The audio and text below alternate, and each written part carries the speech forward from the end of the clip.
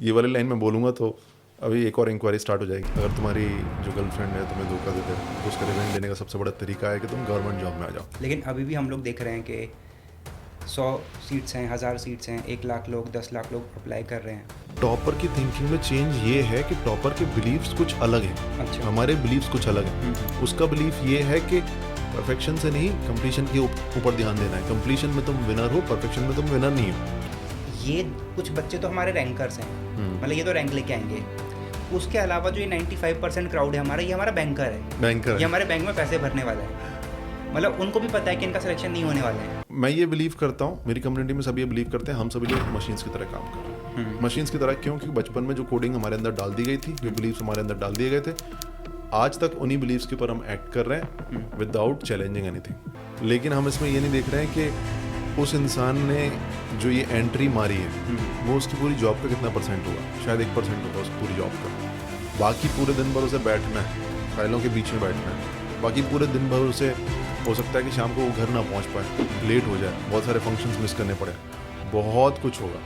लोगों की इज्जत जो मिलने लग जाती है ना, एक टाइम बाद उसकी आदत पड़ जाती है और फर्क पड़ना बंद हो जाता है। और फिर हर रोज़ के काम से खुशी उन लोगों को मिलती ही नहीं है जो कि ये भौकाल सोच के गए। अगर उनका सिलेक्शन हो भी जाए तो वैसे तो सिलेक्शन होने के चांसेस कम हो जाते हैं। हाँ, वो बोलते हैं ना कि भाई तू फोड़ेगा। हाँ, तू फोड़ेगा, तू टेंशन मत ले, लोगों ने तेरा मजाक उड़ाया, एक दिन तू करेगा। जम्मू में वो वैष्णो देवी पर गए थे तो उनको गाड़ी का अरेस्ट आ गया और on the spot he left me. ये जो हम पर्पस ढूंढ रहे हैं, ये मीनिंग ढूंढ रहे हैं, इन सब का कुछ मतलब है भी या फिर नहीं है?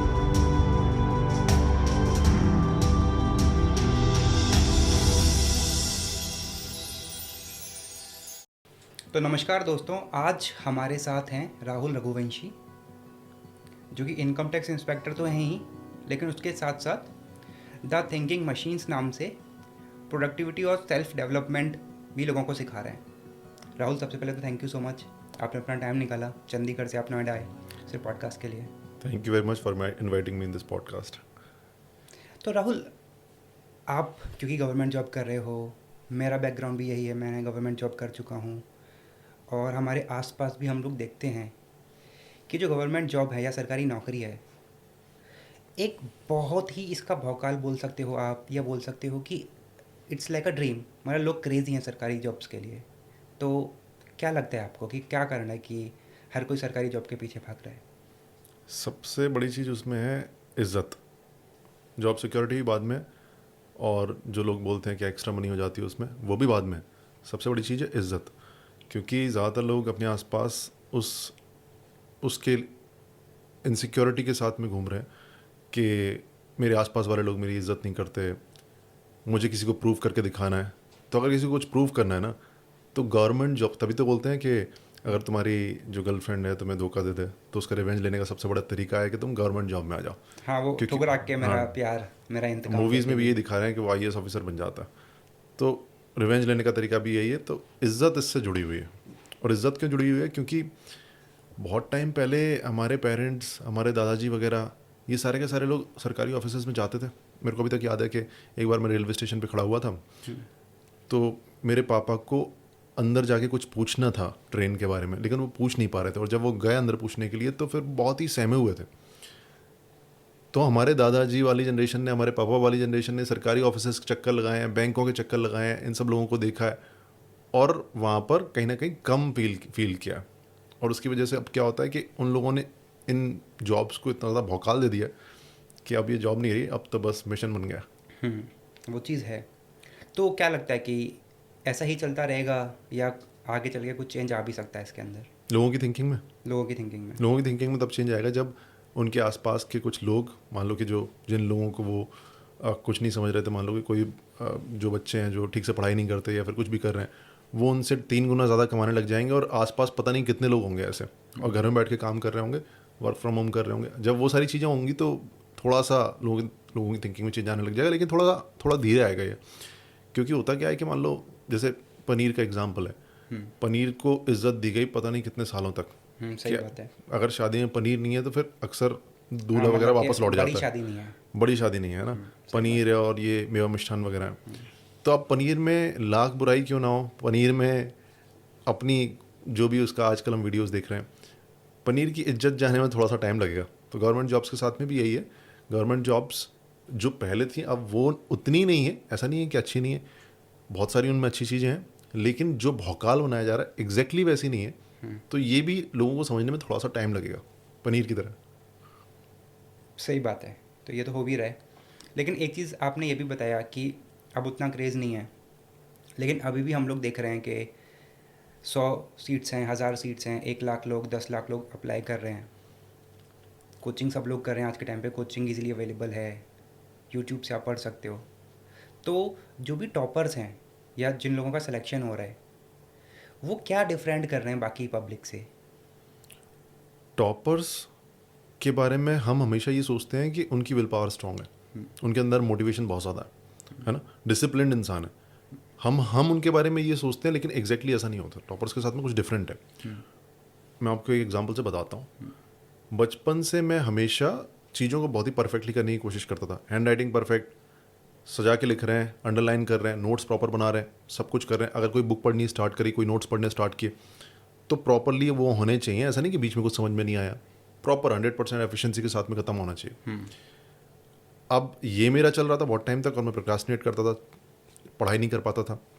मैं बहुत टाइम बाद अपने दोस्त से मिला, आईपीएस बन गया, वो अरुणाचल प्रदेश में पोस्टेड था। मैं उसके पास में घूमने के लिए गया, मैंने उससे ऐसे ही पूछा, क्योंकि अब मेरे अंदर वो परफेक्शनिज्म तो है नहीं, तो मैंने उससे पूछ लिया कि यार मैं तो ऐसे ऐसे करता था, अब मैं नहीं करता, और अब मैं इम्प्रूव कर गया हूँ काफ़ी। तो उसने जो मुझे बोला ना, उसने बोला कि यार मैं तो ऐसा कभी नहीं करता था, ये परफेक्शनिज्म होता क्या है? मैंने बोला फिर तू कैसे करता था? उसने बोला कि मैं तो यार पहले एक बार ड्राफ्ट रीडिंग करता था पूरे की, ठीक है, जितना समझ में आ गया उतना ठीक है, और सेकंड रीडिंग में उसे अच्छे से करने की कोशिश करता, लेकिन पहली बार में मैं कंप्लीट करने पर ध्यान देता था, परफेक्शन के ऊपर नहीं। तो आप देख रहे हो ना चेंज क्या है। टॉपर की थिंकिंग में चेंज ये है कि टॉपर के बिलीव्स कुछ अलग हैं। अच्छा। हमारे बिलीव्स कुछ अलग हैं। उसका बिलीफ ये है कि परफेक्शन से नहीं, कंप्लीशन के ऊपर ध्यान देना है। कंप्लीशन में तुम विनर हो, परफेक्शन में तुम विनर नहीं हो। और हमारा क्या रहता है कि परफेक्शन में हम विनर हैं, कंप्लीशन हो चाहे ना हो, परफेक्ट होना चाहिए। ये हल्का सा माइंडसेट में शिफ्ट है। ये बिलीफ गलत पड़ा हुआ है बाकी लोगों के अंदर। ऐसे ही बहुत सारे बिलीफ्स टॉपर्स के अंदर ना अलग तरह से पड़े होते हैं, हमारे अंदर अलग। जैसे एक बिलीफ है, टॉपर्स रिजल्ट्स के बारे में सोचते हैं कि एग्ज़ाम में सिलेक्शन होगा तो फिर ऐसा ऐसा करूँगा, ये होगा वो होगा। लेकिन जो पढ़ाई नहीं कर पाते, जो टॉपर्स नहीं है, उनके दिमाग में क्या होता है, वो सिर्फ और सिर्फ रिजल्ट के बारे में सोचते हैं। टॉपर्स रिजल्ट्स के बारे में भी सोचते हैं, लेकिन प्रोसेस के बारे में बहुत ज़्यादा सोचते हैं। उनके लिए जो प्रोसेस है, पढ़ाई करने की जो प्रोसेस है, चाहे वो कोई क्वेश्चन सॉल्व कर रहा है, वो अपने आप में एक रिजल्ट है। वो सिर्फ उसका इंतज़ार नहीं करते अपने आप को अच्छा फील कराने के लिए। बाकी सब लोग सिर्फ एक दिन सिलेक्शन होगा, उस दिन अपनी खुशी को रोके हुए हैं, उस दिन अपने आप को अचीवर मानने के लिए रोके हुए हैं। डेली ज़िंदगी में हम लोग अपने आप को अचीवर नहीं मान पा रहे, छोटे छोटे कामों में। तो इसलिए वो डेली ज़िंदगी का जो पढ़ाई है ना, उससे पूरा फन ख़त्म हो जाता है। ये डिफरेंस है टॉपर्स और एक नॉर्मल कैंडिडेट में। हाँ, वही बात होगी ना कि बोला भी जाता है कि the way you do one thing is the way you do everything. मतलब आप लाइफ में भी छोटी छोटी चीज़ों में आपको दिक्कत आ रही है, और वही छोटे छोटे अगर आपके पास इश्यूज आए, बिकॉज हम देखते हैं कि 1-2 नंबर से आपका सिलेक्शन रह रहा है। हाँ। तो ऐसा नहीं है कि बहुत ज़्यादा डिफरेंस है किसी टॉपर में या जिस पर्सन का सिलेक्शन नहीं हुआ। तो व्हाट डू यू थिंक कि क्या करना चाहिए ऐसा कि जो बिल्कुल मार्जिन पे जाके सिलेक्शन से रह पा रहा है, वो अपने अंदर क्या वो इम्प्रूवमेंट करे? आई थिंक वो सिर्फ पढ़ाई का इम्प्रूवमेंट नहीं है, may be it's the improvement in their belief system. तो क्या लगता है आपको? जो लोग 2-4 नंबर से रह रहे हैं उनको कोई इशू नहीं है, वो सिर्फ एक किस्मत का ही खेल है। जो लोग बहुत ज़्यादा नंबर से रह रहे हैं वहाँ इम्प्रूवमेंट की ज़रूरत है। मान लो कि आपका 2 नंबर से प्रीलिम्स रह गया, 3 नंबर से आपका इंटरव्यू रह गया, अगर आप उस वाली सिचुएशन में फॉल करते हो ना, जो हल्के फुल्के आपके क्वेश्चंस गलत हुए उनको एनालाइज करो, उनके ऊपर काम करने की कोशिश करो। बस इतनी सी बात है कि जिसका सिलेक्शन हुआ है उसकी किस्मत थोड़ी सी अच्छी है, चीज़ें उसके फेवर में चली गई, आपकी फेवर में नहीं गई। वहाँ बस इतना सा ही डिफरेंस रहता है। जो डिफरेंस असली रहता है वो रहता है जिनका सिलेक्शन हो गया और जो बहुत ही पीछे हैं। और वहाँ मेजर डिफरेंस ये रहता है कि ये जो लोग हैं जो बिल्कुल ही मान लो कि 10% में आ रहे हैं, मॉक टेस्ट देते हैं तो फिर 85 नंबर आ रहे हैं, 200 में से 40 ही नंबर आ रहे हैं। ये एक बहुत बड़े सेगमेंट है जो कि रियलिटी को फेस नहीं करना चाहता। उन्होंने गवर्नमेंट जॉब की तैयारी स्टार्ट की थी। क्यों? क्योंकि ज़िंदगी सही नहीं चल रही थी, ज़िंदगी में प्रॉब्लम्स आ रही थी, लोग मजाक उड़ा रहे थे या फिर बहुत सारे फेलियर्स देख लिए थे, तो फिर अब उससे एस्केप लेने के लिए। एस्केप लेने के लिए कि बाकी लोग कुछ ऐसा ना बोलें, हमारे पास एक आइडेंटिटी हो, हम क्या करते हैं कि हम तो एग्ज़ाम्स की तैयारी करते हैं। हाँ, गवर्नमेंट जॉब एस्पिरेंट भी अपने आप में एक आइडेंटिटी हो गया आज के टाइम पे, एग्जैक्टली जिसको हाँ। कि बच्चा अपने साथ 4-4 5-5 साल तक कैरी कर लेता है। हाँ, तो अब वो 4-5 साल कैरी क्यों हो रहा है? क्योंकि ठीक है यार, सबकी फीलिंग्स हैं, सब सिलेक्ट होना चाहते हैं, लेकिन हमें प्रैक्टिकली सोचना चाहिए। मैं सबकी भलाई के लिए बोल रहा हूँ। अगर आप उस सेक्शन में लाई करते हो जिसमें मान लो कि आपके मॉक टेस्ट देते हो और आपके 200 में से 120 आ रहे हैं, 100 से ऊपर आ रहे हैं आपके, जबकि कट ऑफ है 140, तो सही है, ठीक है, आप प्रैक्टिकल हो।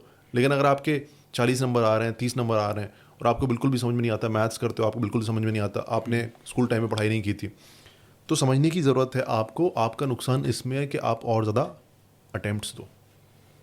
मोटिवेशनल स्पीकर्स, इवन कोचिंग वाले भी आपको बोलेंगे नहीं नहीं तुम कर सकते हो, करो।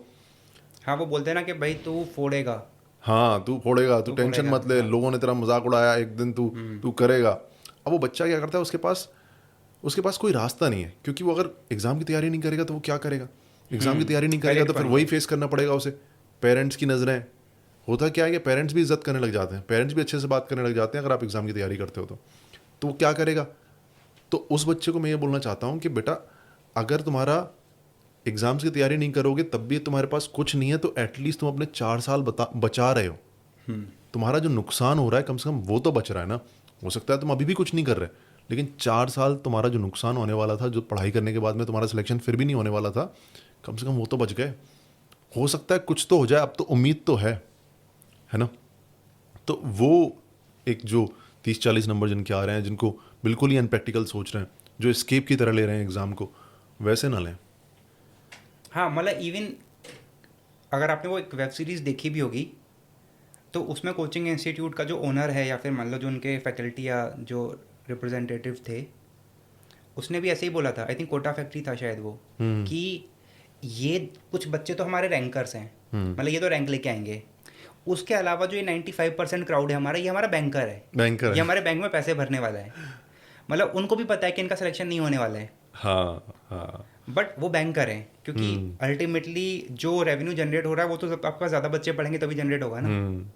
इनफैक्ट मैं अभी एक पॉडकास्ट में गया था और मैंने जो इनकम टैक्स इंस्पेक्टर की जॉब है उसके बारे में सच्चाई से दिखाने की कोशिश की, लेकिन जो पॉडकास्ट ले रहे थे वो भी जानते थे कि बच्चे क्या सुनना चाहते हैं। अब बच्चे अपना एस्केप ढूंढ रहे हैं कि यार इनकम टैक्स इंस्पेक्टर बन जाऊंगा तो ये हो जाएगा, भौकाल होगा, ये होगा, वो होगा, एक्स्ट्रा मनी होगी, पावर होगा, पैसा होगा। तो मैंने देखा कि वो जो पूरा पॉडकास्ट में जो ग्राफ बनता है ना कि कहाँ पर किसी ने रिपीट किया, तो वो उस पॉइंट पे रिपीट किया जब जो पॉडकास्ट मेरा ले रहे थे उन्होंने बोला कि देख लो भाई, अपनी सैलरी तो ये देख भी नहीं रहा, पता भी नहीं है इसको अपनी सैलरी। तो वो पॉइंट्स थे जिनमें वो भी चाहते थे कि मैं ये बोलूं और सामने वाला सुनना भी यही चाहता है। तो जो आप बोल रहे हैं ना कि इंस्टीट्यूट्स भी यही चाहते हैं कि 95% बैंकर है, इवन तो उनको पता है कि यार इसका तो सिलेक्शन नहीं होगा, लेकिन अगर वो ऐसा नहीं करेंगे तो इंस्टीट्यूट भी प्रॉफिटेबल नहीं होंगे। हाँ, और वो भी है कि जो वीडियोस या रील्स वगैरह वायरल होते हैं, वो आईएएस या आईपीएस का एंट्री, वो गाड़ी से निकल रहा है, ऊपर बत्ती जल रही है, सायरन्स चल रहे हैं, और एक ऐसे एंट्रीज दिखाते हैं कि भाई कोई साउथ मूवी का सुपरस्टार बाहर निकल के आ रहा है गाड़ी से, जब कोई गवर्नमेंट ऑफिसर आईएएस आईपीएस निकल रहा है तो, या आप रेड मारने जा रहे हो तो आप ऐसे दिखा रहे हो जैसा फिल्मों में दिखाया जाता है कि एक कोई ऑफिसर रेड मारने गया तो उसके बाद सारे के सारे पॉलिटिशियन हिल गए, सारे के सारे बिजनेसमैन हिल गए। तो बेसिकली हम क्या करते हैं, हम वो सब देखने के बाद हम इमेजिन कर रहे हैं कि एक दिन मैं ऐसा बनूंगा और मैं उन लोगों को जवाब दूंगा, वहाँ मेरी इज्जत बढ़ जाएगी। लेकिन हम इसमें ये नहीं देख रहे हैं कि उस इंसान ने जो ये एंट्री मारी है वो उसकी पूरी जॉब का कितना % होगा, शायद 1% होगा उसकी पूरी जॉब का। बाकी पूरे दिन भर उसे बैठना है, फाइलों के बीच में बैठना है, बाकी पूरे दिन भर उसे हो सकता है कि शाम को वो घर ना पहुंच पाए, लेट हो जाए, बहुत सारे फंक्शंस मिस करने पड़े, बहुत कुछ होगा। लोगों की इज्जत जो मिलने लग जाती है ना, एक टाइम बाद उसकी आदत पड़ जाती है और फ़र्क पड़ना बंद हो जाता है। फिर दिखता है कि हर रोज़ मैं जो काम कर रहा हूँ उससे मुझे खुशी मिल रही है कि नहीं मिल रही, और फिर हर रोज़ के काम से खुशी उन लोगों को मिलती ही नहीं है जो कि ये भौकाल सोच के गए हैं। अगर उनका सिलेक्शन हो भी जाए तो वैसे तो सिलेक्शन होने के चांसेस कम हो जाते हैं। फिर वो पहुँचते हैं तो होता क्या है, वो फिर झूठ बोलने लग जाते हैं। जैसे मैं भी अपने अगर ऑफिस में एक एग्जांपल लेता हूँ, कुछ IRS ऑफिसर्स अपने साथ में गार्ड्स लेके चलते हैं। मान लो कि उनके हस्बैंड से फिर उनके रिलेटिव में कोई खास रिलेटिव में कोई पुलिस में है, अच्छी पोस्ट पे, तो वो उनके साथ में 1-2 कांस्टेबल साथ में रख देते हैं, ठीक है, सिक्योरिटी के लिए। ठीक है। अब उनको पता है कि कहीं पर भी मैं जाऊंगा या फिर जाऊंगी तो ये सिक्योरिटी गार्ड साथ में होना चाहिए। अगर वो साथ में नहीं होगा तो लोग इज्जत नहीं करते। हाँ, तो लगेगा नहीं कि आप किसी बड़े ऑफिसर या बड़ी पोस्ट पे हो आप। तो उनकी इतनी मजबूरी हो जाती है, इवन दो उन्हें पता है कि IRS ऑफिसर्स की पावर्स खत्म हो गई हैं, फेसलेस आ गया है, बहुत सारे चेंजेस हो गए हैं, और भी गवर्नमेंट जॉब्स हैं, हम किसी भी गवर्नमेंट जॉब की बात करें, ग्राफ थोड़ा सा नीचे जा रहा है, पावर्स कम हो रही हैं, सबको ये पता है, लेकिन फिर भी ये ऑरा उनको दिखाना पड़ जाता है। क्यों? क्योंकि अब उनको भी सर्वाइव करना है। वो भी ये सोच कर आए थे, ये बोल कर आए थे, सब यही एक्सपेक्ट कर रहे हैं, है ना। बाहर जाएंगे अपने रिलेटिव्स वगैरह के पास में, तो वो ये सोचेंगे बस अब तो कुछ बड़ा होना चाहिए। तो उनको भी मेंटेन करके रखना पड़ रहा है, जो झूठ उन्होंने अपने आप से एक टाइम पे बोल लिया था और जो दूसरों ने उनको बिलीव करवा दिया था। ठीक है, लेकिन एक चीज़ ये हो गया, मान लो कि जैसे हम लोग डिस्कशन कर रहे हैं, मान लो कोई इसको देख रहा होगा तो ही में से कि यार आप तो सब कुछ बिल्कुल ही नेगेटिव बोल रहे हो, है ना। हाँ, कुछ अच्छी चीज़ें भी तो होंगी। हाँ बिल्कुल है। तो क्या अच्छी चीज़ें क्या है? अच्छी चीज़ें बहुत सारी हैं, लेकिन अच्छी चीज़ों से पहले मैं बुरी चीज़ें इसलिए बताएं क्योंकि उसके बारे में कोई बात ही नहीं करता, हाँ। है ना। तो पहले उसके बारे में बात कर ली, अब देखते हैं अच्छी चीज़ें क्या हैं। गवर्नमेंट जॉब में अगर आप 6 बजे के बाद में घर पहुंचते हो, आपको ये टेंशन नहीं है कि आपने जो काम किया वो गलत चला गया, या फिर ये जो काम बचे हुए हैं ये कैसे होंगे, क्या होगा, कहीं मैं आज थोड़ा जल्दी आ गया या फिर मान लो कि टाइम पर भी आ गया, काम मेरा पूरा नहीं हो पाया, तो कहीं ऐसा तो नहीं सब कुछ बेकार हो जाएगा। जैसे अगर आप किसी प्राइवेट जॉब में, आप स्टार्टअप में काम करते हो, आप किसी भी उस जॉब में हो, तो होता क्या है कि आपके ऊपर रिस्पॉन्सिबिलिटी इतनी ज़्यादा है कि अगर आपने ऊंच नीच करी, इसमें रिस्पॉन्सिबिलिटी है सिर्फ टाइम बारिंग जो चीज़ें होती हैं, कि जो टाइम बारिंग है उनको आपने कर लिया, बाकी चीज़ें जो है ना, अगर वो पूरी नैया अगर डूब भी रही होगी तो आपको फ़र्क नहीं पड़ेगा। ठीक है। तो घर आके आप एकदम सुकून से अपना फैमिली टाइम एकदम स्पेंड कर सकते हो। छुट्टियाँ मिलती हैं, है ना, काफ़ी सारी छुट्टियाँ मिलती हैं। बाकी प्राइवेट जॉब में हुआ कि आपके पास काम ही इतना ज़्यादा हुआ कि आप छुट्टियाँ नहीं लोगे, छुट्टियाँ पूरी मिलती हैं, बीच बीच में ले सकते हो। दूसरा, लड़कियों के लिए क्या होता है, मैटरनिटी जो लीव है वो काफ़ी लंबी होती है उनकी, वो मिलती है उनको। जॉब की सिक्योरिटी होती है, आपने अगर 1 महीने अच्छा परफॉर्म भी नहीं किया, आप बीमार हो, आप बस ऑफिस जा रहे हो लेकिन आप ठीक से काम नहीं कर रहे, कोई दिक्कत नहीं है ना। इवन दो आपके सीनियर्स आपको बोलेंगे कि नहीं नहीं नहीं ये गलत हो रहा है, तुम्हारे साथ में ये गलत हो जाएगा, वो गलत हो जाएगा, लेकिन इन रियलिटी ये है कि अगर आप ऑफिस जाते हो, काम करने की कोशिश करते हो लेकिन नहीं कर पाते हो, तब भी चल जाएगा क्या, दौड़ जाएगा। और अगर आप गवर्नमेंट ऑफिस में जाओगे तो आपको 30% जनता ऐसी मिल जाएगी जो बस काम चल रहा है। मेरे भी कुछ जूनियर्स थे, उनका भी काम मैं ही करता था। क्यों? क्योंकि उनको काम नहीं आता। अब काम नहीं आता तो आप ये थोड़ी ना है कि सामने वाले को नौकरी से निकालने की कोशिश करोगे, वो तो इतना टफ है निकालना कि बड़ा मुश्किल हो जाता है, तो वो आप करोगे नहीं, तो फिर आप उसका काम भी खुद ही करोगे। सो ये एक, अगर आपको ज़िंदगी में चाहिए कि यार मैं एक बार पहुंच जाऊं, उसके बाद मेरा सर्वाइवल के ऊपर कोई क्वेश्चन ना आए, मैं बस काम करूं, घर आऊं, अपना खाऊं पीऊं सो जाऊं, तो गवर्नमेंट जॉब बेस्ट है। तीसरा, सोसाइटल रिस्पेक्ट है, जिसमें कोई दो राय नहीं है। इवन दो गवर्नमेंट जॉब्स का ग्राफ पावर का नीचे जा रहा है, तब भी 4 लोगों के बीच में अगर आप बताते हो कि मेरी ये जॉब है तो आपको इज्जत मिलती है। और अगर आप ऐसी जॉब में आ गए, income tax inspector, excise inspector, या फिर जो थोड़ा सा फैंसी जॉब्स होती हैं, तो थोड़ा एडवेंचर वाली फीलिंग भी जुड़ जाती है। तो आज तक मैंने मैंने बोला है, चाहे वो किसी भी, मैं ट्रिप पे जा रहा हूँ, कहीं भी मुझे अजनबी लोग मिल रहे हैं, मैंने जिसको भी बोला है कि मैं इनकम टैक्स इंस्पेक्टर हूँ, तो उसके बाद में पहला जो वर्ड होता है वो ऐसा ही होता है, वाओ। हाँ, मतलब फिर वो लग रहा है, हाँ ये तो रेड मारने जाते होंगे और इन्होंने एकदम मिस्टीरियस लगता है उनको। फिर मैं उनको कहानियाँ सुनाता हूँ, वो भी अच्छी लगता है उनको। हाँ, क्योंकि मूवीज भी ऐसी आती है ना, जैसे कि स्पेशल 26 आई थी, खैर उसमें तो अपोजिट डायरेक्शन में जा रहा था, लेकिन रेड वगैरह की जो मूवी आती हैं उसमें ऐसा ही दिखाया जाता है। हाँ, और आई थिंक कुछ हद तक वो ठीक भी है कि आप रेड तो मार ही रहे हो, हालांकि उतना ड्रामेटिक नहीं होता होगा, बट मूवीज में तो ड्रामेटिक दिखाया भी जाता है। या इवन अगर आप जो एडवर्टाइजमेंट देखो, तो कपड़े धोने के जो डिटर्जेंट का एडवर्टाइजमेंट आता है, उसको इस तरीके से दिखाया जाता है कि आपने इस वाले डिटर्जेंट से कपड़े धोए तो आपको जॉब मिल जाएगी, आपके कपड़े सबसे सफ़ेद हैं। इंटरव्यू में आप जा रहे हो, आपका सिलेक्शन सिर्फ इसीलिए हो गया कि आपके कपड़े एकदम प्रेस हैं और सफ़ेद हैं, कॉन्फिडेंस आ गया उसका। हाँ, तो वो तो आई थिंक एडवर्टाइजमेंट हो गया, या मान लो कोचिंग इंडस्ट्री हो गया, या ओवरऑल कोई भी परसोना हो गया, जब उस चीज़ के बारे में बोला जाएगा तो थोड़ा सा बढ़ा चढ़ा के तो बोला ही जाता है, पार्ट ऑफ स्पीच भी है। मतलब अगर इंग्लिश में हम बोले तो हाइपरबोल हो गया, हिंदी में बोले तो हमने उसको अलंकृत कर दिया, मे बी अतिशयोक्ति अलंकार यूज़ कर लिया अब हमने। डिफरेंस यहाँ पर यही है, इस वाले एग्जांपल में देखो आप, आपने वो एड देखा जिसमें सफ़ेद एकदम टाइट से शर्ट चमक गई, उसके बाद में आपका सिलेक्शन हो गया, आपने यहाँ पर एक्स लगाया और 4 लड़कियाँ यहाँ पर घूम रही हैं। हाँ आपने वो ऑरा देखा, वो भौकाल देखा एक्स का और टाइट का, हाँ, लेकिन आप कहीं ना कहीं अंदर जानते हो कि ऐसा नहीं होता है, नहीं होगा। लेकिन फिर भी आप उस एड को देखकर एंजॉय करते हो, खुश रहते हो, आगे बढ़ते हो। सेम गवर्नमेंट जॉब्स के लिए करना है, सब बोल रहे हैं, आपने वो सुना, आपने वो एंजॉय किया, लेकिन आप अपने अंदर वो सच्चाई डाल के रखोगे, यार मैं जॉब में जाऊंगा तो हो सकता है मोस्ट प्रॉब्ली मुझे सैलरी के ऊपर काम करना पड़े, और दूसरा मुझे हर रोज़ अपना काम करना है। ऐसा नहीं है कि मैं वहाँ पर मतलब बिल्कुल भी कुछ नहीं कर रहा हूँ, काम करना है, हर रोज़ अपनी खुशी के लिए काम करना है। तो यही है, थोड़ी सी इज्जत, थोड़ा सा जो सैलरी वाला पैसा है वो, और अपनी एक बैलेंस सी लाइफ, यही सोच के जाओगे बिना किसी भौकाल के, तो फिर जॉब में आकर भी आप खुश रहोगे, ये है। वरना जॉब में आके दुखी हो जाओगे। और वो ज़रूरी भी है हाँ, कि आपने इतनी मेहनत करने के बाद कोई एग्ज़ाम क्लियर किया और आपके एक्सपेक्टेशंस थोड़े से मान लो कि वो रियलिटी से मैच नहीं करते, तो आगे चल के शायद आपको हैप्पीनेस नहीं मिल पाएगा। तो तभी ऐसा होता है। अब आप देखो, किसी भी इंसान से पूछो कि क्या वो अपनी जॉब में खुश है, नहीं है खुश, क्यों? एक्सपेक्टेशंस।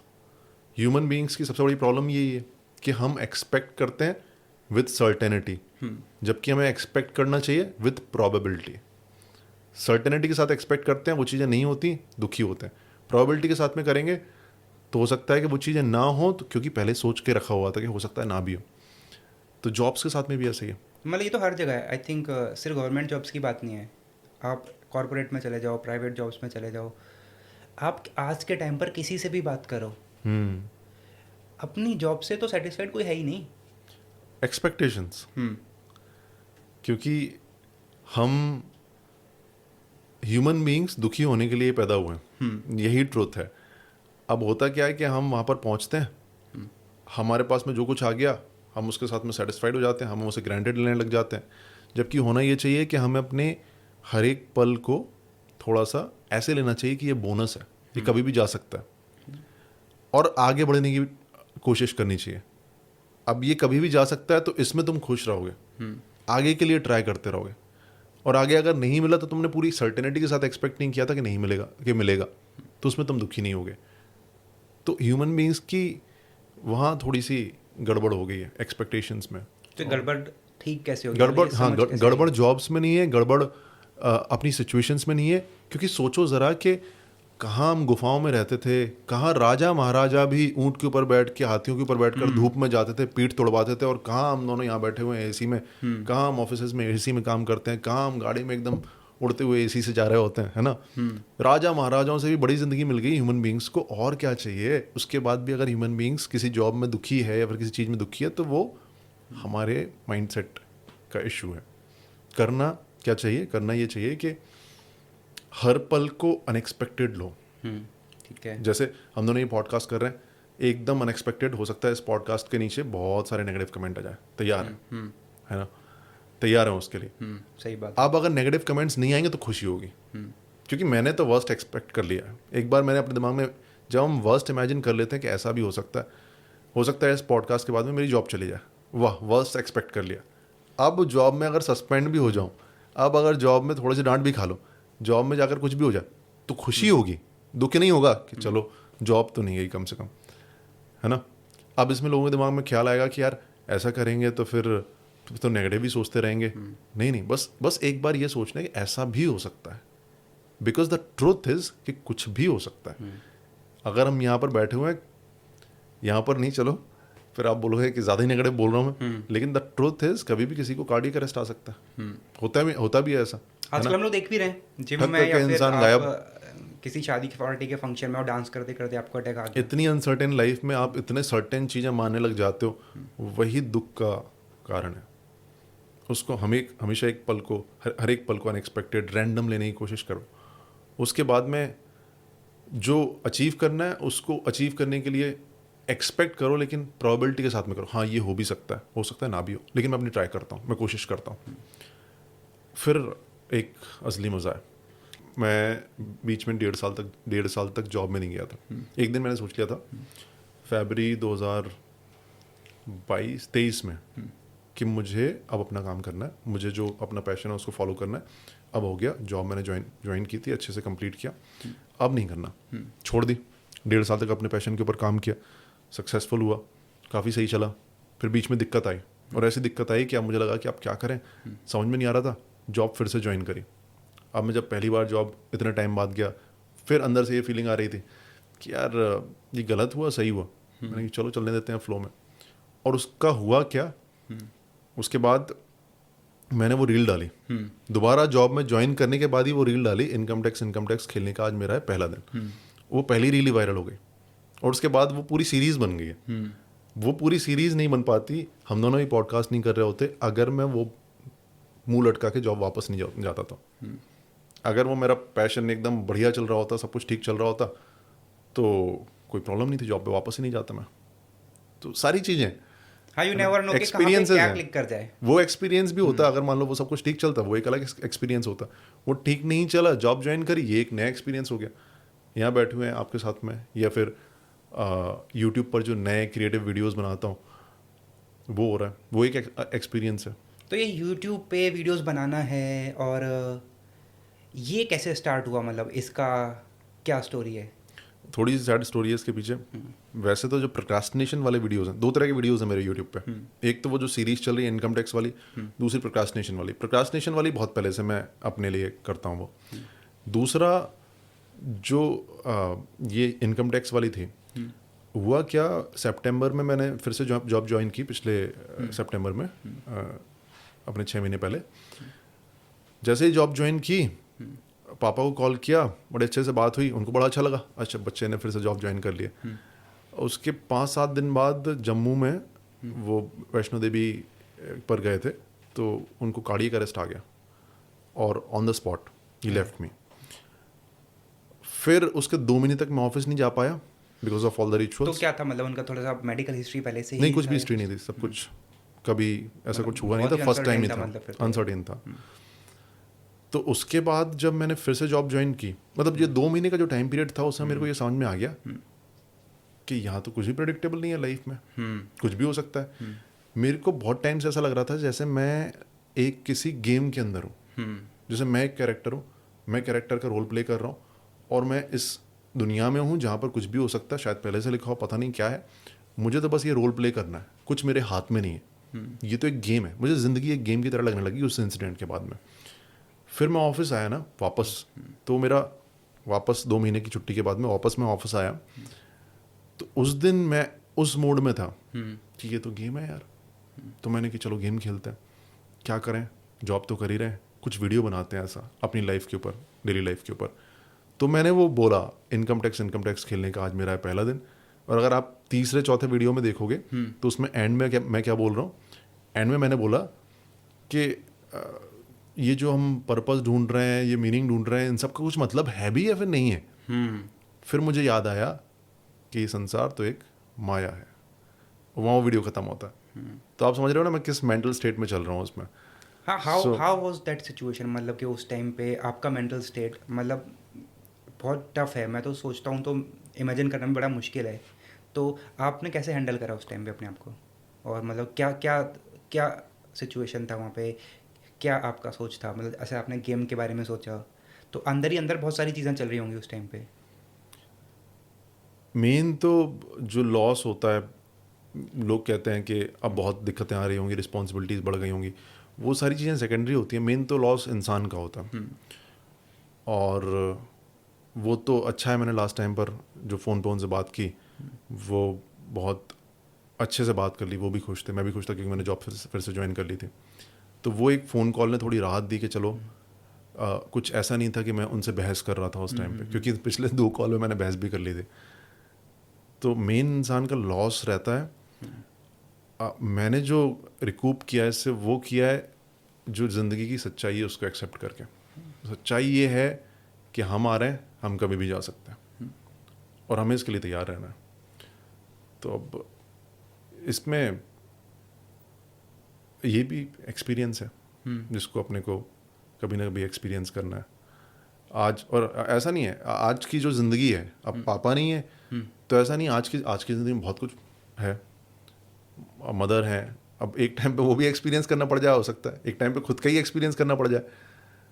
तो ज़िंदगी गेम है, इसको बस इसी तरह से खेलना।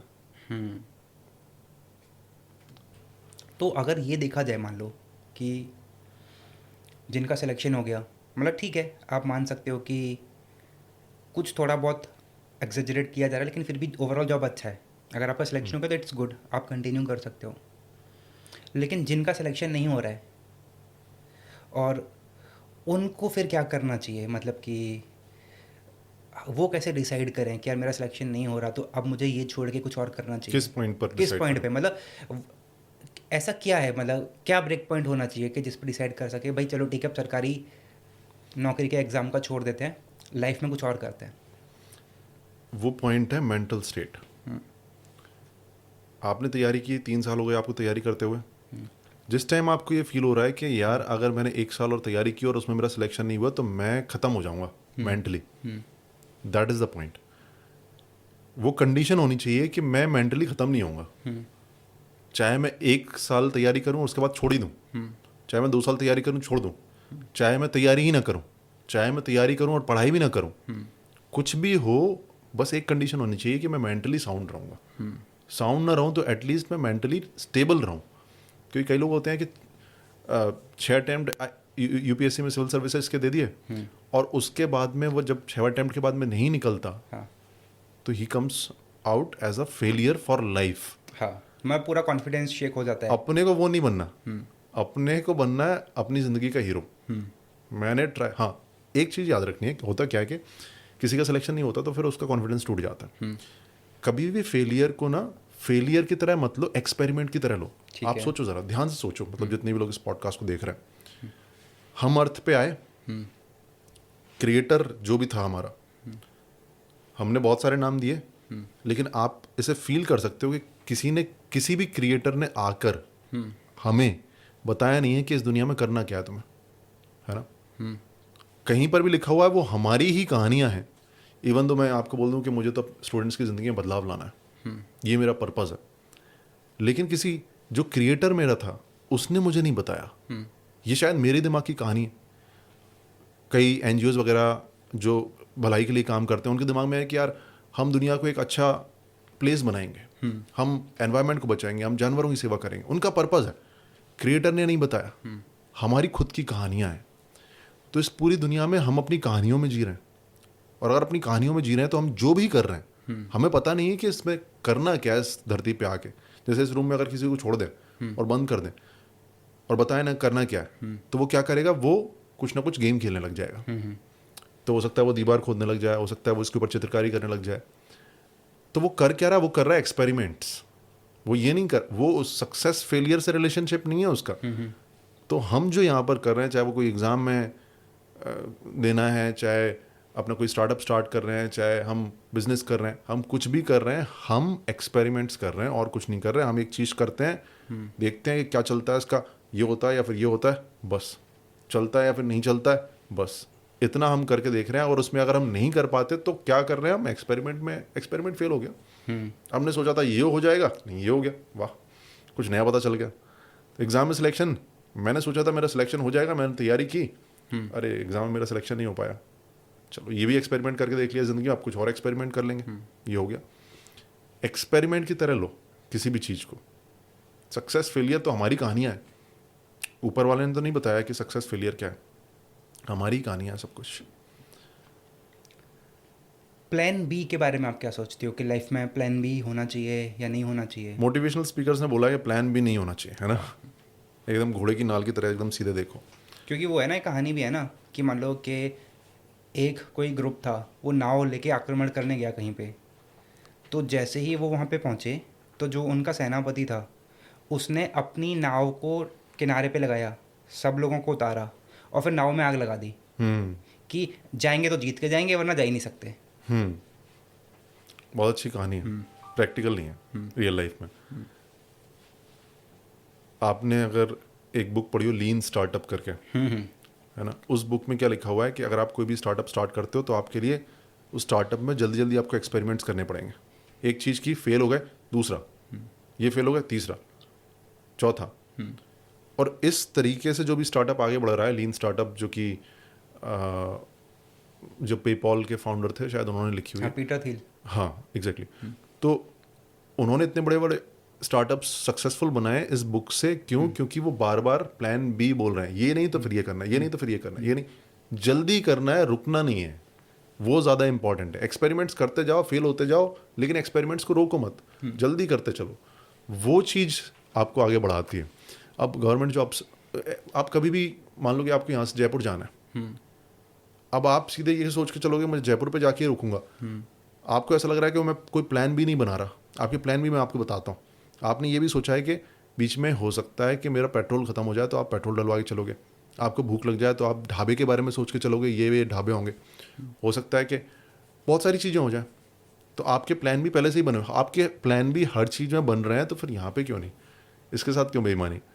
अब होता क्या है कि आप पढ़ाई जो करने की कोशिश कर रहे हो कि यार मैं तो सब कुछ बर्बाद कर दूंगा और सिर्फ इसी के ऊपर ध्यान दूंगा और फिर मेरा पढ़ाई करने में मन लगेगा, ये पॉसिबल नहीं है। पढ़ाई में मन इसलिए नहीं लगेगा क्योंकि आपने प्लान भी हटा दिया। पढ़ाई में मन इसलिए लगेगा क्योंकि आप अब प्रोसेस में फन ढूंढ रहे हो, आपको प्रोसेस में मज़ा आ रहा है, आप अपने फियर ऑफ फेलियर वाले थॉट्स को कम कर रहे हो, आप ये जानते हुए भी कि आप शायद फेल हो जाओगे तब भी अपना आज काम कर रहे हो। पढ़ाई में मन इस प्रोसेस से लगता है, प्लान भी वो ख़त्म करने से नहीं लगता।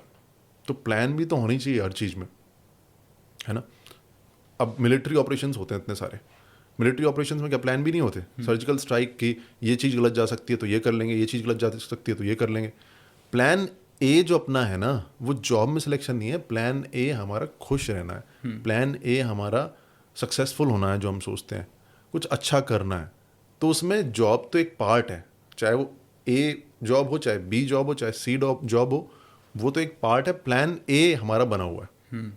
तो हम यहाँ पर plan B is the most practical approach, I would से।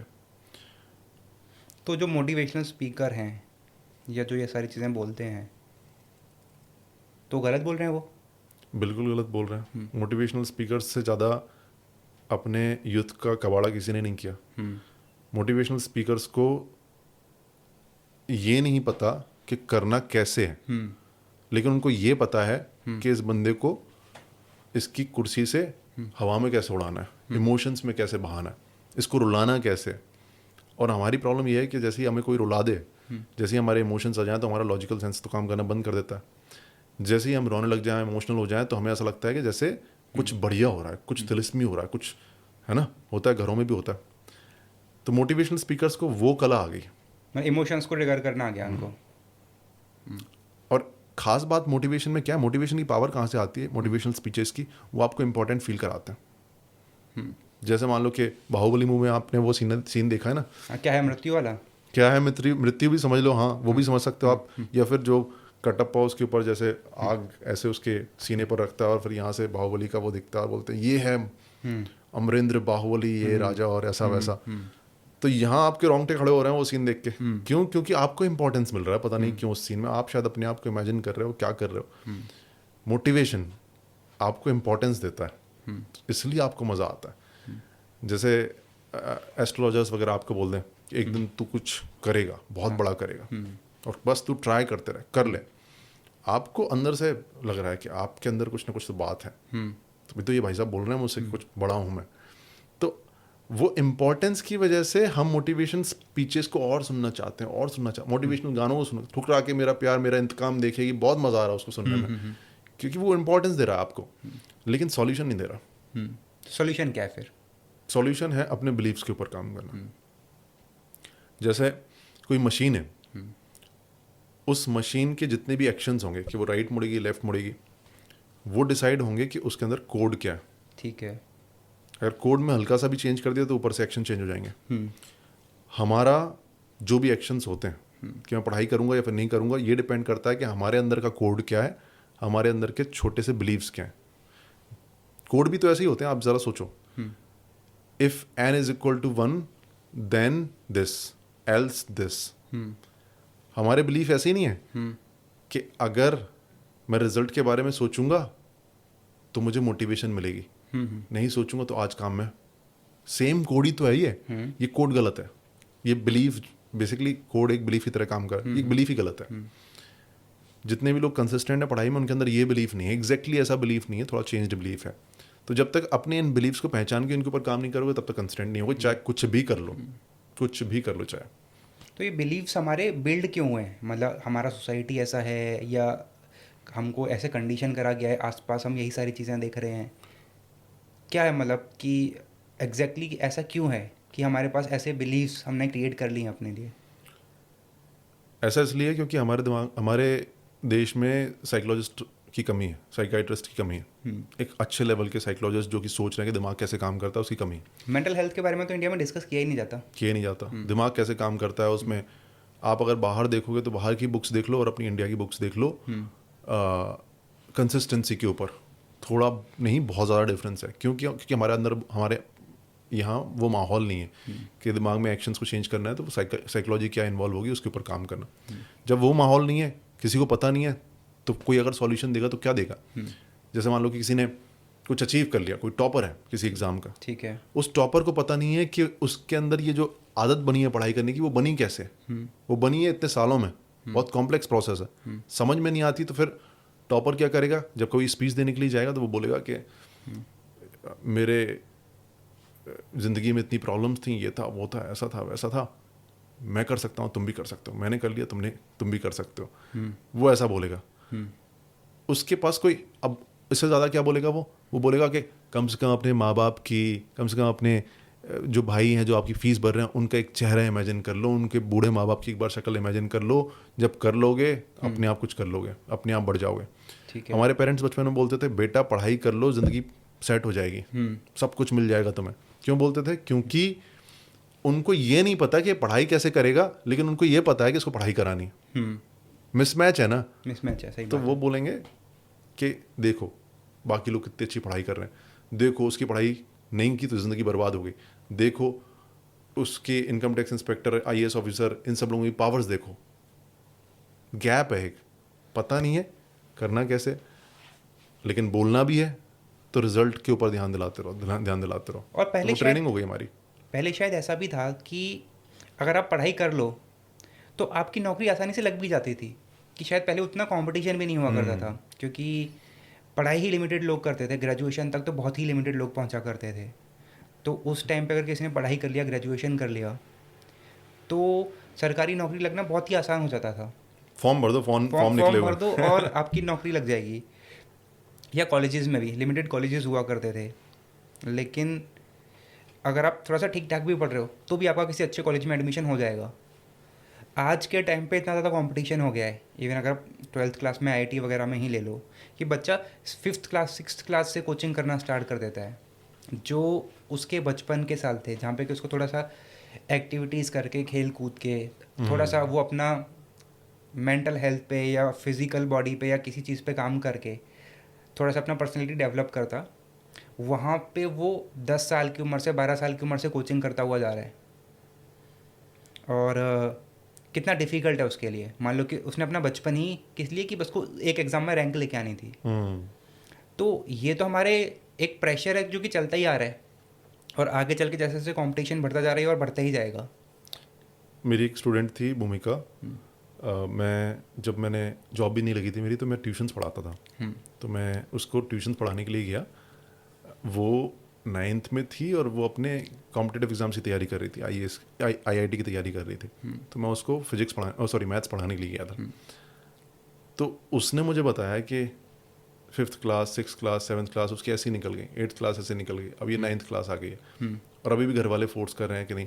मैंने बोला तुम्हें करना है कि नहीं? क्या बोलते मुझे नहीं करना है। मैंने कि क्या करना है तुम्हें? बोलते मॉडल बनना है मुझे। मैंने बोला कि चलो कम से कम कुछ तो इसके दिमाग में है। हाँ। मैंने उसके पापा को कॉल किया, वो सच में परेशान थे। मैंने उसके पापा को कॉल किया, उसके पापा हमेशा मुझे बोलते, बाहर रहते थे। मैंने बोला कि मुझे नहीं लगता कि वो इस डायरेक्शन में जाना चाहती है, आपको सोचना चाहिए इसके बारे में शायद थोड़ा सा। उसके पापा भड़क गए मेरे ऊपर, बोलते कैसे टीचर हो आप? हाँ। बच्चे को आप पढ़ाने की जगह, आपको पढ़ाई मन लगवाने की जगह आप उसको ऐसी और बातें divert कर कर रहे हो, रहे हो। आप और डाइवर्ट कर रहे हो। और अगले दिन जब मैं पहुंचा, उसको पता नहीं था कि मैंने ऐसा किया। अगले दिन मैं पहुंचा, उसने बोला, उसकी आंखों में चमक थी, बोलती सर आपने मेरे पापा को ऐसा बोल दिया। मैंने बोला हाँ बोल दिया। एट द एंड मैं उसे पढ़ा नहीं पाया, मुझे छोड़नी पड़ी वो ट्यूशन, क्योंकि मेरा दिल नहीं करता था उसको पढ़ाने का। मुझे लगता था कि मैं पाप कर रहा हूँ कोई। सो ये प्रॉब्लम है, अपने बचपन से ही बच्चों को उसमें डालते हैं। बट मुझे लगता है कि ये प्रॉब्लम जल्दी ठीक होने वाली है। जब पेरेंट्स देखेंगे कि बाकी बच्चे जो बाकी फील्ड्स में जा रहे हैं वो भी बहुत अच्छा कर रहे हैं, तो पेरेंट्स अल्टीमेटली समझेंगे इस बात को। पेरेंट्स को बस एक चीज़ देखनी होती है कि बच्चा सक्सेसफुल हो, बच्चा पैसे कमा रहा हो मोटे। पास वाला बच्चा अगर वो नॉर्मल ट्रेडिशनल फील्ड से नहीं जाएगा और दूसरी फील्ड से जाएगा, अपने पैशन को फॉलो करेगा और बहुत ज़्यादा पैसे कमाएगा, पेरेंट्स को देखेगा, तो अपने आप ही पेरेंट्स पैशन करने लग जाएंगे बचपन से। राहुल भाई, आप इनकम टैक्स इंस्पेक्टर हो और फिर आप वीडियोस भी डालते हो। हाँ। बीच में आप सस्पेंड भी हो गए थे, हाँ जी। तो सरकारी तंत्र से इतने पंगे ले क्यों रहे हो आप?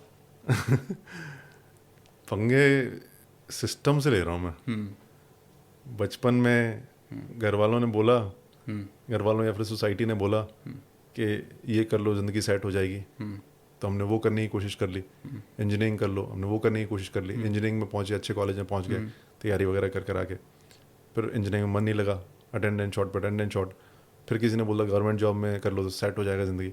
तो वो सेट करते करते मैं पहुँच गया वहाँ गवर्नमेंट जॉब में। अब वहाँ जाके मैंने देखा तो मैंने कि यार ज़िंदगी सेट तो नहीं हो रही है यार, जैसा ये बोल रहे थे वैसा तो नहीं हो रहा है ना। तो मैंने कि मैं तो अब अपना काम करूँगा जो मुझे पसंद आएगा। मुझे पसंद क्या, मुझे टीचिंग पसंद है, मुझे पसंद है साइकोलॉजी पसंद है। और मैंने अपनी खुद की हेल्प की थी। मैं पहले बहुत प्रोक्रास्टिनेट करता था, टालम टोल वाली आदत, परफेक्शनिज्म था मेरे अंदर, वो मैंने सॉल्व किया एक्चुअली। और मैं खुद हैरान था कि मैंने ये चीज़ कैसे सॉल्व कर ली, क्योंकि मैंने वो सारे तरीके अपना लिए थे, विल पावर वगैरह, वो मोटिवेशनल स्पीकर्स वगैरह, पोमोडोरो टेक्निक वगैरह, वो सारी चीज़ें। तो मैंने कि यार ये मैंने कर लिया तो इसमें मैं लोगों की हेल्प कर सकता हूँ। तो मेरे अंदर वो एक कीड़ा था एक तरीके से कि अब कुछ अपना करना है और इस फील्ड में करना है, साइकोलॉजी, टीचिंग एंड प्रोक्रास्टिनेशन में लोगों की हेल्प। वो मैंने स्टार्ट किया तो वो बढ़िया चल रहा था। 1-1.5 साल वो बढ़िया चला।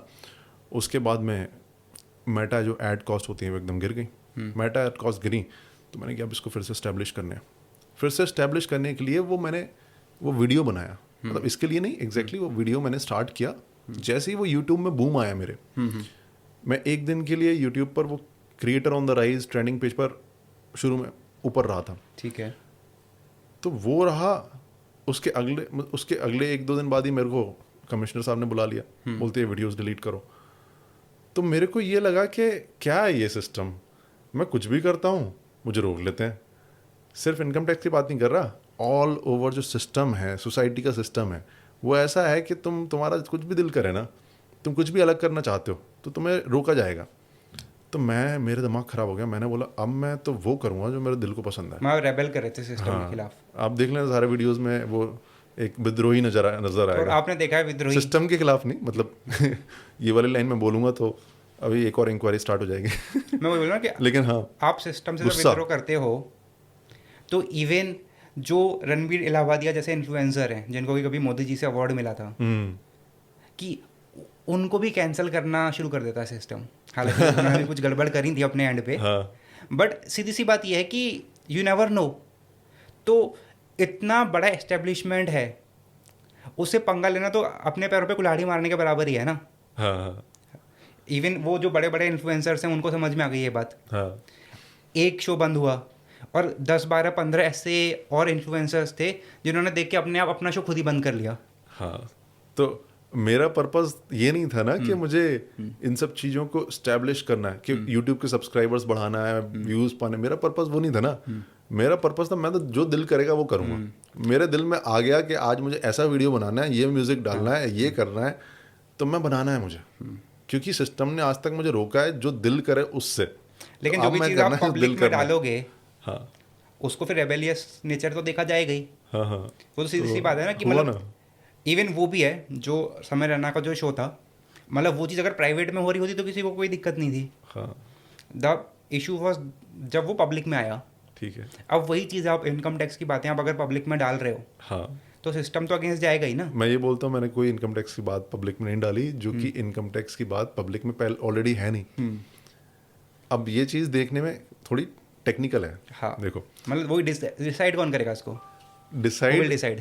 देखो मैंने बोला कि एक हॉस्पिटल है ए एक्स और हॉस्पिटल वाई है, केस का एग्जांपल लिया, मेरा नाम लिए, मैंने बोला हॉस्पिटल एक्स ने ये गलत किया, इसकी वजह से हॉस्पिटल एक्स के हमने रजिस्ट्रेशन कैंसिल कर दे। हाई कोर्ट की वेबसाइट पर जाओ, यही का यही ऑर्डर आपको मिल जाएगा, आप भी डाउनलोड कर सकते हो। ऐसी कोई इन्फॉर्मेशन नहीं बताई जिससे डिपार्टमेंट का नुकसान हो जाए, ऐसी कोई इन्फॉर्मेशन नहीं बताई जो कि कॉन्फिडेंशियल हो सकती है, ठीक है। लेकिन मैंने अपनी तरफ से सही हूँ। अब डिपार्टमेंट में क्योंकि ऐसा आज तक किसी ने नहीं किया, तो वो क्या करेंगे, वो कोशिश करेंगे इसको रोका जाए, तो वो सस्पेंड करेंगे, वो प्रोसीडिंग्स वगैरह चलाएंगे, वो सारी चीज़ें चलेंगी। लेकिन मुझे पता है ना मैंने गलत नहीं किया, मैंने डिपार्टमेंट का नुकसान नहीं किया, तो ये पर्सनल व्यू भी तो हो सकता है। मेरे सीनियर के व्यूज़ मुझसे नहीं मिल रहे तो फिर मैं क्या कर सकता हूँ। कोर्ट्स इसलिए तो होते हैं। आज सीनियर ने बोला कि बड़ा तुम सस्पेंड हो गए, आज सीनियर ने बोला कि तुम्हारा इंक्रीमेंट रोक दिया जाता है, कल सीनियर मुझे बोलेंगे तुम्हें टर्मिनेट कर दिया जाता है। तो ये कोई ऐसा तो नहीं है कि ये इस तुम्हें गलत प्रूव हो गया तो ऐसा हो गया, मुझे रुक जाना चाहिए। कोर्ट्स भी तो हैं इसी के लिए। हम आपकी बात नहीं मानते हैं, हम कोर्ट में इसके खिलाफ अपील करेंगे। अगले कोर्ट ने हमारे खिलाफ फिर से वो दे दिया, हम आपकी बात नहीं मानते हैं, हम आगे जाएंगे, हम आपकी बात नहीं, हम आगे जाएंगे। फिर सुप्रीम कोर्ट ने बोल दिया कि नहीं ये गलत है, ठीक है भाई मान लिया।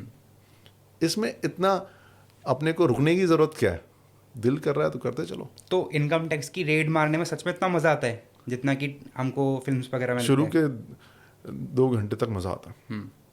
रेड मारने के लिए बोल रहा हूँ, प्लान करने में तो मज़ा आता ही है, क्योंकि प्लान करने में सारी चीज़ें आप डिसाइड करते हो। शुरू के 2 घंटे में एंट्री जो होती है रेड की, वो फिल्मी होती है पूरी। आप गए, पहले तो आपको पता नहीं कहाँ जा रहे हो, तो वो एक थ्रिल अलग है। आज कहाँ जाना है, चंडीगढ़ से निकले, आप कौन सी सिटी में जाके लैंड करेंगे पता नहीं है। और एंड टाइम पे आपको पता चल रहा है, जैसे ही आपने वो व्हाट्सएप मैसेज वगैरह चेक किया या फिर लेटर वगैरह मिला आपको, एंड टाइम पे एकदम सुबह 6 मतलब बजे। शायद आपको भी पता नहीं होता ना कि आप किसके यहाँ पे रेड मारने जा रहे हो। नहीं, हमें नहीं पता होता। अगर हम प्लान नहीं कर रहे हैं, उस टीम में नहीं है, तो फिर हम किसी को पता नहीं होता कि हम कहाँ जा रहे हैं, जब तक कि हमें अंदर घुसने का ऑर्डर ना आ जाए। हमें पता होता है ये एरिया, ये सिटी है, यहाँ पहुँच जाओ, ये सेक्टर नंबर इसके इस गेट के सामने जाके खड़े हो जाओ। फिर बता देते हैं ये वाला घर है, जाके चेक कराओ एक बार यही वाला घर है क्या। ये एकदम शुरू एंड के 15 मिनट में होता है। और फिर एक मैसेज आता है घुस जाओ, अब एंटर। तो सारे के सारे एक साथ घुसते हैं। फिर तो अब वो घुसते हैं जब अंदर, तो फिर आप समझ रहे हो ना, पुलिस वालों की टीम, इनकम टैक्स वालों की टीम एकदम अंदर एंटर कर रही है। सामने वाले के चेहरे पे एकदम दहशत वाला माहौल, थोड़ा ड्रामेटिक हो जाता है काफ़ी ज़्यादा। फिर आप उसको कुछ अपना वारंट वगैरह दिखाते हो, साइन करवाते हो, आप अंदर जाते हो, फिर आप एकदम ढूंढना स्टार्ट करते हो। सब त्राही मची हुई है। आपको भी एकदम थ्रिलिंग एक्सपीरियंस है, क्योंकि आपको भी नहीं पता कि अब अगले क्या होने वाला है। अगला बंदा बंदूक ही ना निकाल ले, अगला बंदा कहीं हो सकता है कि कुछ उसने डिस्ट्रॉय ना कर दिया हो, इसके बेड के नीचे क्या होगा, इसके अलमारी में क्या होगा, सब थ्रिलिंग है। तो ऐसे मतलब दीवार तोड़ के भी देखते हो, कैसे करते हो? दीवार में अगर पक्की इन्फॉर्मेशन है कि दीवार के पीछे कुछ है, घर के नौकर ने बताया, आपकी बीवी ने बताया, आपके सीए ने बताया है, पक्की इन्फॉर्मेशन है कि अगर ऐसा है, और एक आध फोटो भी भेज दिया उसने, फिर तो टूटेगी दीवार। अदरवाइज नहीं, किसी का नुकसान नहीं करना अपने को। दीवार कब तक तोड़ेंगे यार, घर की कितनी हाँ, दीवार कितनी है, सारी दीवारें हैं, आपने तोड़ना स्टार्ट कर दिया, कुछ नहीं निकला उसमें, आप भी खुद ही थक गए। नहीं, वो तो बात है बिल्कुल। फिर उसके बाद थोड़ा बोरिंग पार्ट स्टार्ट हो जाता है। बोरिंग तो नहीं बोलूँगा उसे, लेकिन एग्जॉस्टिव होता है काफ़ी, क्योंकि आपको अब एक ही काम करना है। आप दुकान में हो तो आप स्टॉक का पता लगा रहे हो, कितने का स्टॉक होगा, काउंट नहीं कर रहे हो। साड़ियाँ काउंट कर रहे हो आप, 1 2 3 4 साड़ियों की वैल्यू 25,000 रुपये हो गई। अच्छा, ये वाली लाल वाली साड़ी इसकी इतनी हो गई। अब आप ये नोट कर रहे हो, पूरी रात भर आप यही कर रहे हो, अगले 2 दिन तक आप यही कर रहे हो। एग्जॉस्टिव हो जाता है फिर उसके बाद में। तो दोनों पार्ट्स हैं रेड में, एग्जॉस्टेड हो जाते हैं, और दूसरा थ्रिलिंग भी है शुरू में। ठीक है, तो ये जो आपने बताया कि आप रेबल आपका नेचर था, फिर आपने थिंकिंग मशीन्स भी स्टार्ट किया, हाँ। जिसमें कुछ आप सेल्फ डेवलपमेंट या प्रोडक्टिविटी के अराउंड कर रहे हो। क्या एग्जैक्टली है वो, क्या कर रहे हो आप उसमें? थिंकिंग मशीन्स, मैं आपको पहले नाम बताता हूँ। थिंकिंग मशीन्स, हाँ, ये नाम कैसे है पहले तो आप ये बताओ। मैं ये बिलीव करता हूँ, मेरी कम्युनिटी में सब ये बिलीव करते हैं हम सभी लोग मशीन्स की तरह काम कर रहे हैं। मशीन्स की तरह क्यों? क्योंकि बचपन में जो कोडिंग हमारे अंदर डाल दी गई थी, जो बिलीव्स हमारे अंदर डाल दिए गए थे, आज तक उन्हीं बिलीव्स के ऊपर हम एक्ट कर रहे हैं विदाउट चैलेंजिंग एनीथिंग, मशीन्स की तरह। ठीक है। लेकिन इन मशीन्स में से कुछ machines they start thinking, I call them the thinking machines. इसकी शुरुआत मैंने की थी 2022 की जनवरी में, मतलब स्टार्ट प्रोफेशनल स्टार्ट किया था, लेकिन 2021 में ही स्टार्ट हो गई थी। और तब जितना भी मुझे समझ में आता था प्रोक्रास्टिनेशन के बारे में, लोगों को सिखाता था। मेनली प्रोक्रास्टिनेशन को मैं टालम टोल की जो आदत है, कंसिस्टेंसी नहीं बन पा रही है, उसके ऊपर ये पूरा सिस्टम है। तो पिछले 3-3.5 साल में जो आपको अब दिख रहा है कि मेरा बच्चा बड़ा हो गया, मेरा बच्चा पैदा हो गया, वो पिछले 3-3.5 साल से बन रहा था। ठीक है। लोग आ रहे थे, आप लोगों को पता नहीं चला होगा, स्टूडेंट्स को बहुत पता नहीं चला होगा। प्राइसेस उसकी थोड़ी ज़्यादा थी तो स्टूडेंट्स कम आते थे, लेकिन अब मैंने वो पूरा स्टूडेंट्स सेंट्रल बना दिया, उस हिसाब की प्राइसेस रखे कि स्टूडेंट्स आ पाए।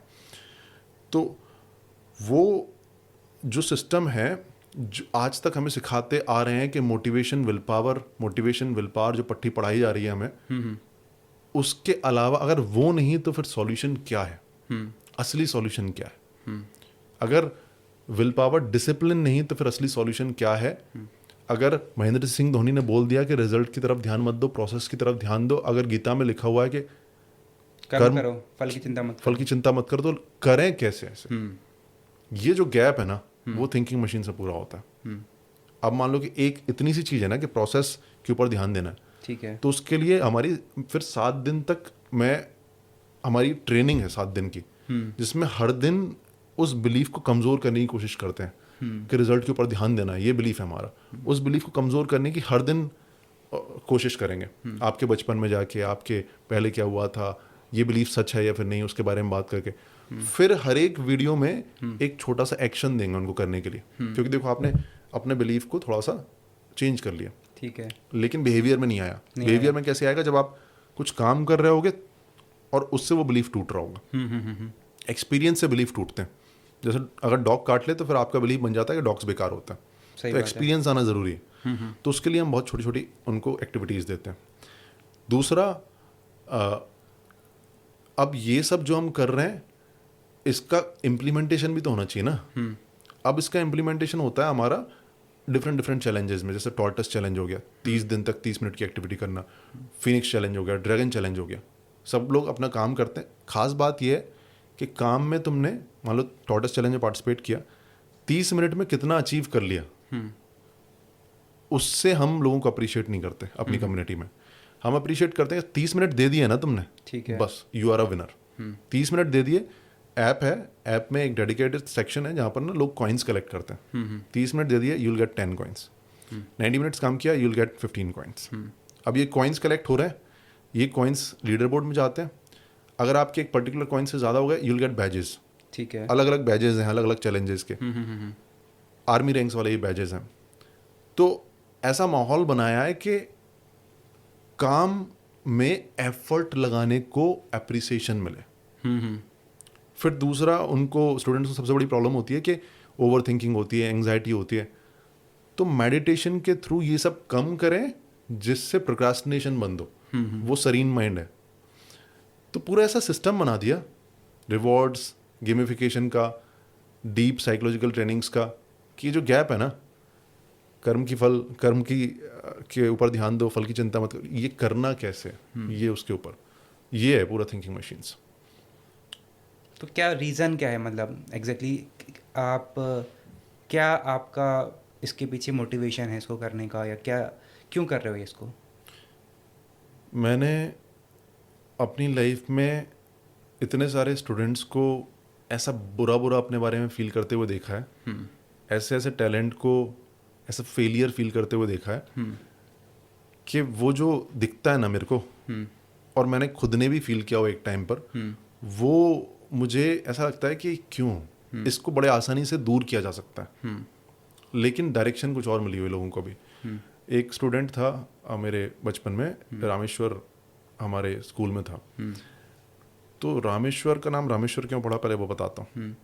उनके पेरेंट्स को बच्चा नहीं होता था, वो लोग बच्चे की कामना वो वो करने के लिए मन्नत मांगी उन्होंने रामेश्वरम जाके। अच्छा ठीक है। बच्चा पैदा हुआ तो उसका नाम रामेश्वर रख दिया। उसको स्कूल्स में फर्स्ट सेकंड क्लास की बात बता रहा हूँ आपको, उसको स्कूल में टीचर जब पीटते थे ना, और बहुत बुरी तरह से पीटते थे, पढ़ाई नहीं कर पाता था वो, और पीटते ऐसे थे, हमेशा ये बोलते थे कि तुम्हारे पेरेंट्स, गिल्ट देते थे उसको, तुम्हारे पेरेंट्स तुम्हारे लिए रामेश्वरम चले गए और तुम पढ़ाई नहीं कर पा रहे हो।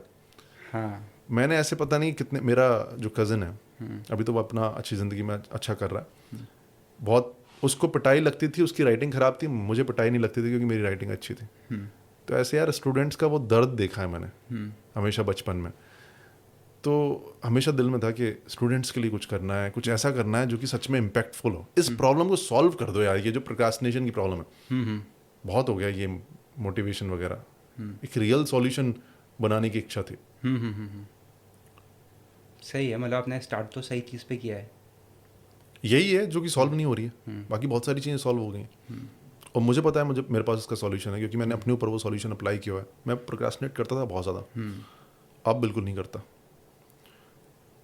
तो प्रोक्रेस्टिनेशन और ये सारी चीज़ें अगर हम लोग मेहनत करें अपने ऊपर तो हम लोग इनको सही कर सकते हैं। बिल्कुल सही कर सकते हो।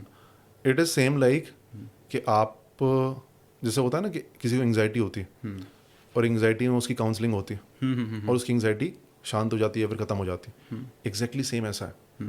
प्रोक्रास्टिनेशन ऐसी ही एक प्रॉब्लम है जो कि बचपन की कुछ चीज़ों की वजह से आपके अंदर आ गया। ठीक है। वो आपका काइंड ऑफ स्केप रूट है।